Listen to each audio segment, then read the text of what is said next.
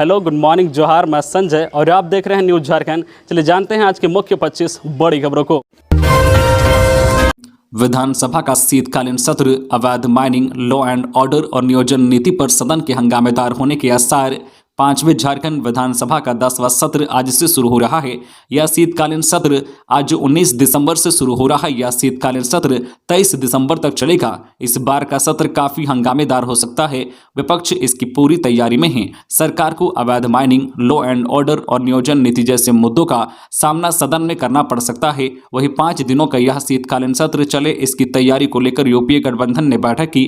बताते चले कि इस शीतकालीन सत्र में विपक्ष को कई ऐसे मुद्दे मिले हैं जिनसे सरकार को घेरे जाने की संभावना है। साहिबगंज में 1000 करोड़ की अवैध माइनिंग मामले सहित राज्य की विधि व्यवस्था, बिजली व्यवस्था सहित कई अन्य मुद्दों पर सरकार को घेरने का मन विपक्ष ने बनाया है। इसके अलावा विपक्ष जेएसएससी नियुक्ति परीक्षा में पिछले दिनों सरकार की नियोजन नीति पर हाईकोर्ट के फैसले पर भी सरकार को कटघरे में खड़ा करेगा।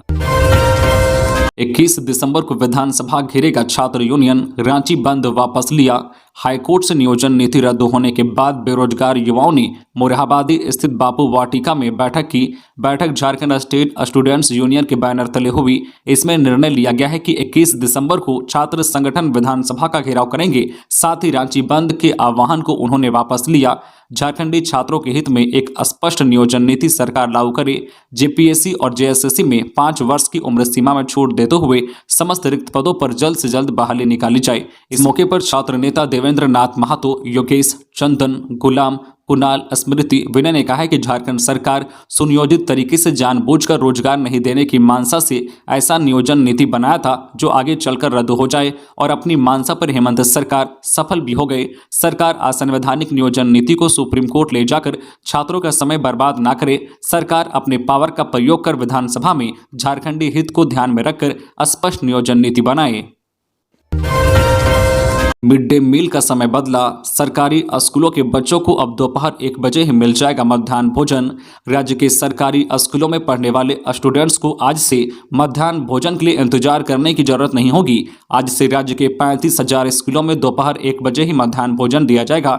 इसके लिए शिक्षा सचिव की ओर से आदेश जारी कर दिया गया है। इतना ही नहीं, स्कूली शिक्षा विभाग ने न केवल मध्याह्न भोजन की टाइमिंग में बदलाव किया है बल्कि शैक्षणिक टाइम में भी बदलाव किया गया है। अब स्कूलों में पढ़ाई 3 बजे तक कराई जाएगी।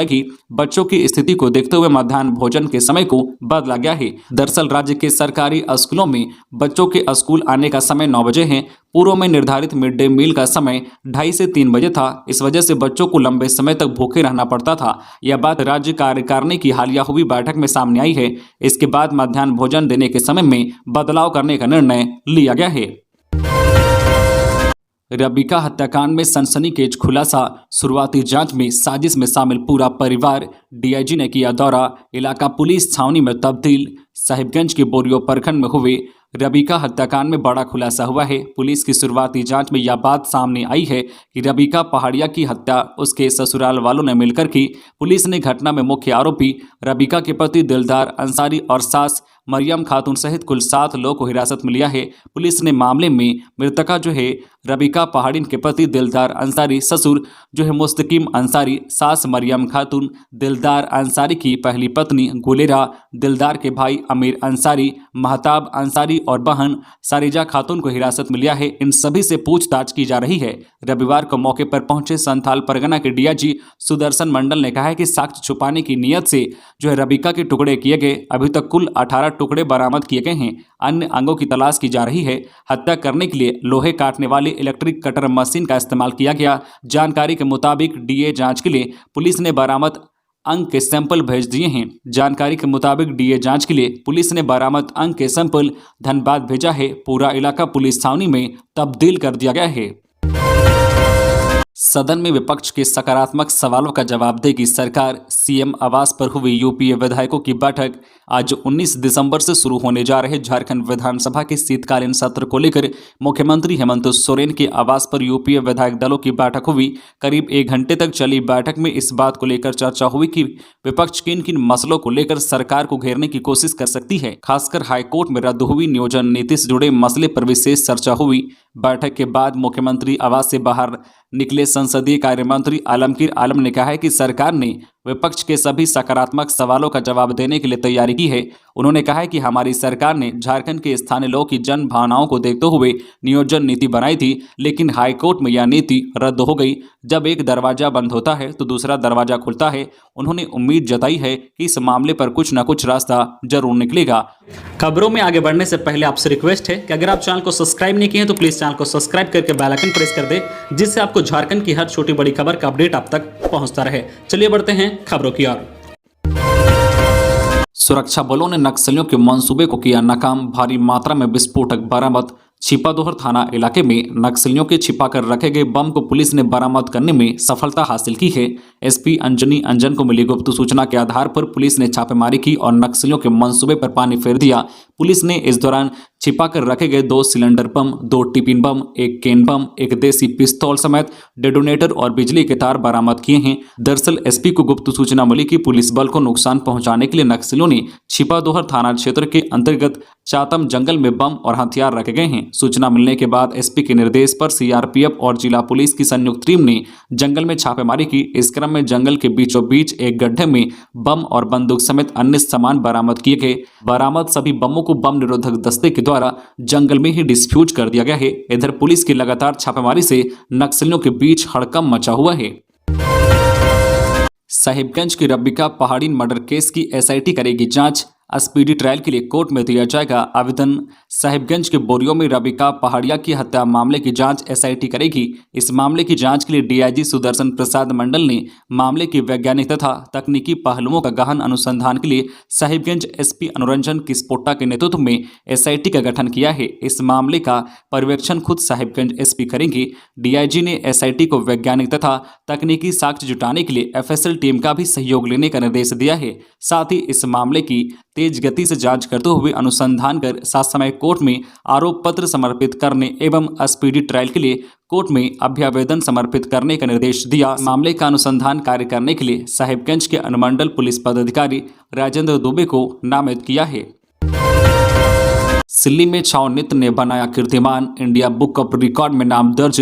सिल्ली में 3 दिवसीय गूंज महोत्सव का शुभारंभ हो चुका है। इस महोत्सव के उद्घाटन समारोह में 5000 छाव नृत्य कलाकारों ने प्रस्तुति करके इंडिया बुक ऑफ रिकॉर्ड में नाम दर्ज कर लिया है। इस कार्यक्रम का उद्घाटन राज्यपाल रमेश बैस ने किया है। इसमें राज्य के पूर्व उप मुख्यमंत्री सह विधायक सुदेश महतो समेत कई नेताओं ने शिरकत की। वहीं महोत्सव को लेकर पूरे क्षेत्र में उत्साह और उल्लास का वातावरण बना है। भाजपा ने फूंका हेमंत सरकार का पुतला। भाजपा ने रविवार को साहिबगंज के बोरियो में आदिम जनजाति महिला रबिका पहाड़िन को दिलदार अंसारी द्वारा कटर से 12 टुकड़ों में काट डालने के विरोध में सीएम हेमंत सोरेन का पुतला दहन किया। भाजपा नेताओं ने कहा है कि इस क्रूर हृदय विदारक हत्या के लिए जिम्मेवार गिरती कानून व्यवस्था है। महिला मोर्चा द्वारा हरमोर चौक पर आयोजित कार्यक्रम में कहा गया है कि हेमंत राज में हमारी बहन बेटियां सुरक्षित नहीं हैं। आए दिन इस तरह की घटनाएं घट रही है, मगर सरकार मौन धारण किए हुए हैं। अगर दोषी को फास्ट ट्रैक कोर्ट के तहत जल्द सजा नहीं सुनाई गई तो भाजपा पूरे राज्य में आंदोलन करेगी। कार्यक्रम का नेतृत्व भाजपा महिला मोर्चा रांची महानगर अध्यक्ष अनिता वर्मा ने किया। इस अवसर पर सीपी सिंह, प्रदेश महिला मोर्चा अध्यक्ष आरती कुजूर, सरिता पांडे आदि शामिल रही। पश्चिमी सिंहभूम के जयंतगढ़ में हाईटेंशन तार ने एक हाथी के लिए जान, कौन है जिम्मेवार? झारखंड में बिजली करंट से हाथियों की मौत का मामला रुक नहीं रहा है। पूर्वी सिंहभूम के जादूगोड़ा के बाद अब पश्चिमी सिंहभूम के जयंतगढ़ में खेत में झूलते हाईटेंशन तार की चपेट में आने से एक मादा हाथी की मौत हो गई। पिछले साल भी इस जगह पर करंट लगने से 2 बैलों की मौत हो चुकी है। बिजली विभाग की लापरवाही और झूलते तारों की चपेट में आने से विशालकाय मादा जंगली हाथी का जीवन छिन लिया। घटना पश्चिमी सिंहभूम जिला अंतर्गत नोवा मुंडी वन क्षेत्र स्थित जयंतगढ़ बीट के जुगी नांदा गांव के पास हेंसा डीपा की बताई जा रही है। संथाल परगना में ध्वस्त हुआ झामो का मजबूत स्तंभ। दीपक प्रकाश झामो के पूर्व विधायक सुफल मरांडी ने भाजपा प्रदेश कार्यालय में समर्थकों के साथ भाजपा की सदस्यता ग्रहण की। इसके साथ सदस्यता ग्रहण करने वालों में पाकुड़ जिला अंतर्गत पाकुड़िया प्रखंड के झामो के वरिष्ठ कार्यकर्ता जुनास मुर्मू, महेश मुर्मू और पूर्व मुखिया कमल हांसदा शामिल हैं। इस दौरान भाजपा सांसद दीपक प्रकाश, विधायक दल के नेता और पूर्व मुख्यमंत्री बाबूलाल मरांडी, संगठन महामंत्री कर्मवीर सिंह उपस्थित रहे। सदस्यता ग्रहण करते हुए भाजपा प्रदेश अध्यक्ष और सांसद दीपक प्रकाश ने कहा कि आज संथाल परगना सेना से झामुमो का मजबूत स्तंभ ध्वस्त हो गया। कार्यकर्ताओं का विश्वास अब झामुमो से खत्म हो रहा है। बिहार में गिरफ्तार टॉप माओवादी अभिजीत यादव को रिमांड पर लेगी पलामू पुलिस। करोड़ों की संपत्ति को जब्त कर चुकी है ईडी। बिहार के गया में गिरफ्तार टॉप माओवादी कमांडर अभिजीत यादव उर्फ बनवारी को पलामू पुलिस रिमांड पर लेगी। अभिजीत यादव पलामू के छतरपुर थाना क्षेत्र के सलैया का रहने वाला है। अभिजीत यादव पिछले 2 दशक से भी अधिक समय से नक्सल संगठन भाकपा माओवादी में सक्रिय रहा है। हाल के दिनों में झारखंड की सरकार ने अभिजीत यादव पर इनाम की राशि बढ़ाकर 10 लाख रुपए कर दिया था। नियोजन नीति के मुद्दे पर छात्रों ने सीएम व शिक्षा मंत्री का फूंका पुतला। नियोजन नीति हाईकोर्ट में निरस्त होने के बाद राज्य सरकार इसके खिलाफ सुप्रीम कोर्ट में अपील करने की तैयारी में है। सरकार के इस निर्णय के खिलाफ धनबाद के विद्यार्थियों में रोष है। सैकड़ों की संख्या में विद्यार्थियों ने रविवार को रणधीर वर्मा चौक पर मुख्यमंत्री हेमंत सोरेन व शिक्षा मंत्री जगन्नाथ महतो का पुतला दहन किया। छात्र लक्की ने कहा कि अगर सरकार नियोजन नीति पर हाईकोर्ट के फैसले के खिलाफ सुप्रीम कोर्ट जाती है तो हमारा 2 साल बर्बाद हो जाएगा। छात्रों ने सरकार से सुप्रीम कोर्ट न जाकर नियोजन नीति को बहाल करने की मांग की है। कहा कि हाईकोर्ट के आदेश के बाद अब वैसे अभ्यर्थी भी जेएसएससी और जेपीएससी की नियुक्ति परीक्षाओं में शामिल हो सकते हैं जिन्होंने झारखंड से बाहर रहकर 10वीं और 12वीं की पढ़ाई की है। झारखंड के विभिन्न जिलों में ऐसे हजारों छात्र छात्राएं हैं। विद्यार्थियों ने आरोप लगाया है कि महागठबंधन के दलों ने चुनाव के समय वादा किया था कि नियोजन नीति के साथ किसी प्रकार की छेड़छाड़ नहीं की जाएगी, लेकिन चुनाव जीतने के बाद अपना वादा भूल गए। नियोजन नीति में नए प्रावधान जोड़कर छात्र छात्राओं के भविष्य के साथ खिलवाड़ किया जा रहा है। ईपीएफ का लाभ देने के लिए पीएम आवास योजना कर्मियों ने निकाली आभार यात्रा। ईपीएफ का लाभ देने पर प्रधानमंत्री आवास योजना ग्रामीण कर्मी संघ झारखंड के बैनर तले विभिन्न जिलों से आए लगभग 300 कर्मचारियों ने ग्रामीण विकास मंत्री आलमगीर आलम की आवास तक आभार यात्रा निकाली। आभार यात्रा के उपरांत कर्मचारियों ने मंत्री को शॉल व पुष्पगुच्छ देकर उनका अभिवादन किया। आवास कर्मचारियों ने मंत्री को लेखापाल सह कंप्यूटर ऑपरेटर के अल्प मानदेय 10,000 को बढ़ाने पर विशेष ध्यान उत्कृष्ट करवाते हुए अपनी अन्य मांगों को बताया। मंत्री ने निकट भविष्य में विचार करने का भरोसा दिलाया।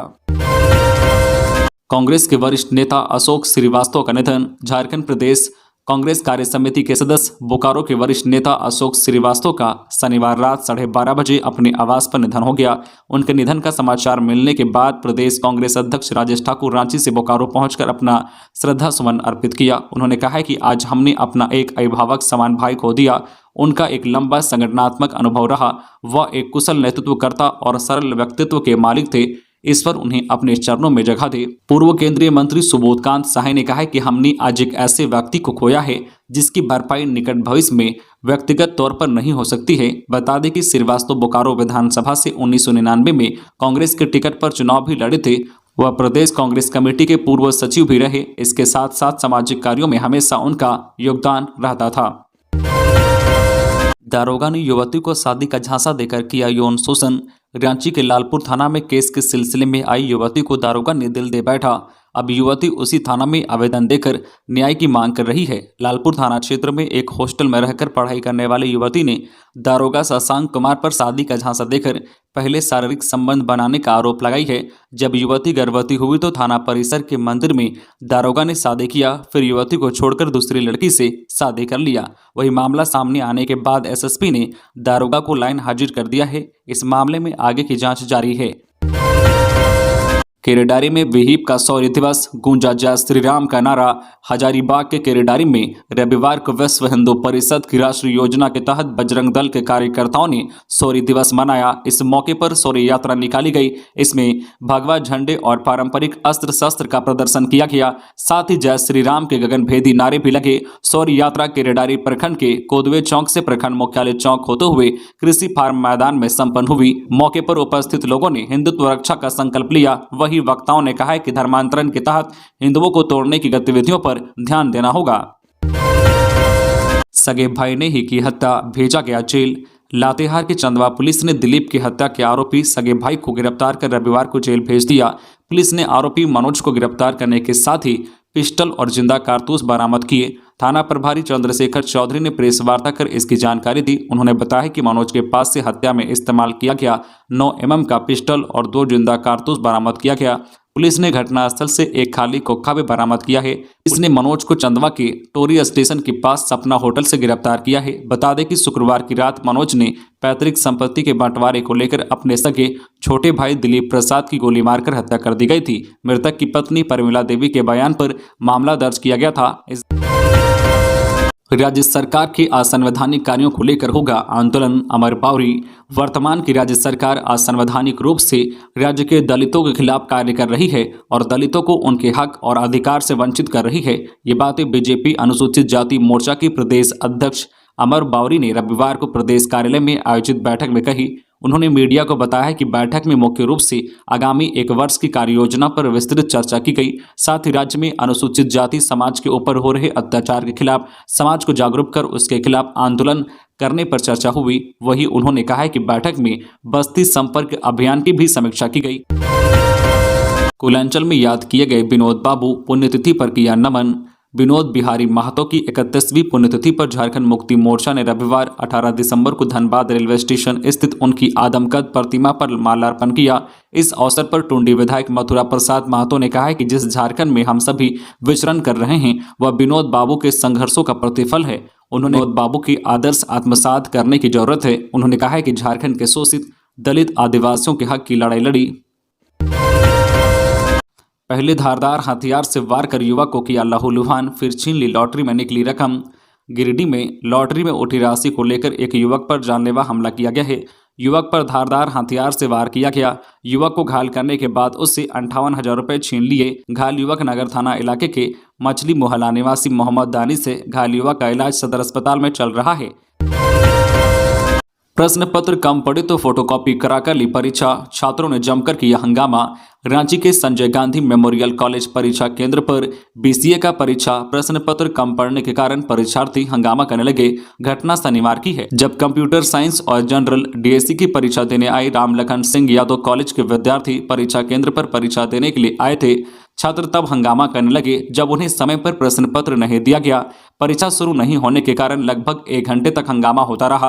आखिरकार प्रश्न पत्रों की फोटोकॉपी बांटकर किसी तरह संकट का समाधान किया गया। विश्वविद्यालय प्रशासन की ओर से भी परीक्षा केंद्र प्रबंधन को ऐसा करने की अनुमति दी गई। फिर हंगामा कर रहे परीक्षार्थियों को किसी तरह परीक्षा देने के लिए तैयार कराया गया। रांची में अवैध शराब फैक्ट्री में ब्रांडेड कंपनियों के शराब बरामद। पुलिस और उत्पाद विभाग को बड़ी सफलता मिली है। पुलिस ने रविवार को नामकुम थाना क्षेत्र के खरसीदाग में छापेमारी कर अवैध विदेशी शराब फैक्ट्री का उद्भेदन किया। इस दौरान 34 पेटी विदेशी शराब, विभिन्न ब्रांडेड कंपनियों के कोर्क, लेबल, ढक्कन, कार और स्कूटी बरामद किया गया। नामकुम थाना प्रभारी सुनील तिवारी ने बताया कि गुप्त सूचना के आधार पर पुलिस और उत्पाद विभाग ने संयुक्त रूप से कार्रवाई की थी। उन्होंने बताया कि बरामद शराब की कीमत 1 लाख रुपए के करीब है। वहीं उत्पाद विभाग के सब इंस्पेक्टर प्रदीप शर्मा ने बताया कि मामले की जांच की जा रही है। तो ये थी आज की झारखंड की टॉप बड़ी खबरें। इसी तरह झारखंड की हर छोटी बड़ी खबर देखने के लिए आप हमारे चैनल न्यूज झारखंड चैनल को सब्सक्राइब करके बेल आइकन प्रेस कर दीजिए, जिससे आपको झारखंड की हर छोटी बड़ी खबर का अपडेट आप तक पहुंचता रहे। तो आज के लिए बस इतना ही, हमें दीजिए इजाजत, फिर मिलते हैं नेक्स्ट न्यूज में।